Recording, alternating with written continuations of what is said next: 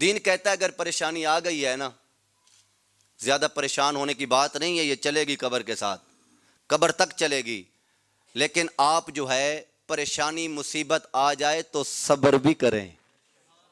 کیا کریں؟ اونچا بولیں بھائی، لنگر کا انتظام ہے، کیا کریں؟ صبر کریں۔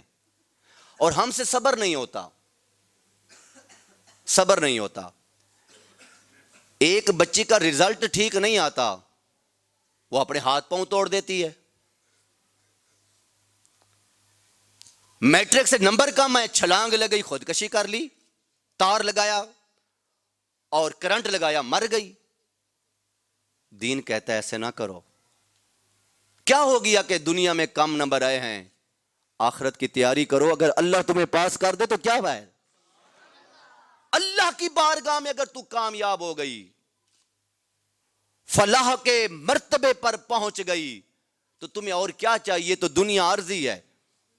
وہ نکمے لوگ ہوتے ہیں، وہ کہتے ہیں کہ یہ جو ممتحن ہوتا ہے، امتحان لینے والا یا پیپر چیک کرنے والا، یہ ظالم ہوتا ہے، یہ انصاف نہیں کرتے، ہمارے ملک میں انصاف نہیں ہوتا۔ میں آپ سے پوچھتا ہوں، اچھا یہ دو چار لوگ ہوتے ہیں جو محنت نہیں کرتے، جو پڑھتے نہیں ہیں، جس بندے نے آپ کو دیکھا بھی نہیں ہے، آپ کی شکل سے واقف نہیں ہے، آپ کے علاقے سے واقف نہیں ہے، آپ کی قوم سے واقف نہیں ہے، وہ ملتان کا رہنے والا ہے، آپ گجراں والے کے ہیں، یا وہ جو ہے ایبٹ آباد کا ہے اور آپ سیال کوٹ کے، آپ کہتے ہیں اس نے میرے ساتھ زیادتی کی، اس نے تو وہ نمبر دینے ہیں جو لکھا ہوا ہے۔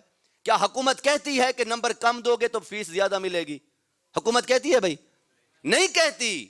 آپ جو کچھ لکھتے ہیں وہی نمبر ملتے ہیں۔ ہاں انسان ہے، غلطی ہو جاتی ہے، اونچ نیچ ہو جاتی ہے، تو ری چیکنگ بھی تو ہے نا۔ خودکشی کا جواز کیا ہے؟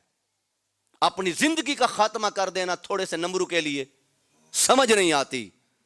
وقت نہیں میں اس پر بات تفصیل سے کرتا، لیکن یہ کہہ رہا ہوں اگر کوئی تکلیف، کوئی پریشانی زندگی میں، اگر کوئی دکھ آ جائے تو ایک کام ضرور کرنا، صبر کرنا۔ کیا کرنا؟ ان اللہ مع الصابرین، اللہ صبر کرنے والوں کے